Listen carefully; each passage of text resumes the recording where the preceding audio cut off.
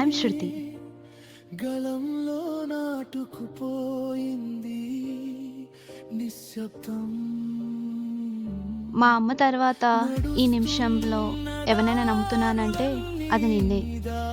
అయినా ఇది తప్పు ఇది కరెక్ట్ అని చెప్పేవాడు ఒకడు ఉండుంటే తెలిసేది. నాకెంతో టైం లేదు. ప్రేమను మర్చిపోయి ప్రేమించిన వాళ్ళని మర్చిపోయి వేరే వాళ్ళని హ్యాపీగా పెళ్లి చేసుకుని వెళ్ళి నీకు ప్రేమ గురించి మాట్లాడే అర్హత లేదు. నీ స్టైల్లో ఒకటి చెప్పనా విజయ్? మనసుకు రాని మాటలు ఇప్పుడెంతో బరువయ్యాయే. ఒక్కసారి క్షమించు అనాలి అంతే, నా శోకం తీరేదే. మనసుకు రాని మాటలు ఒక ధన్యవాదం నిలిచిపోయిందే.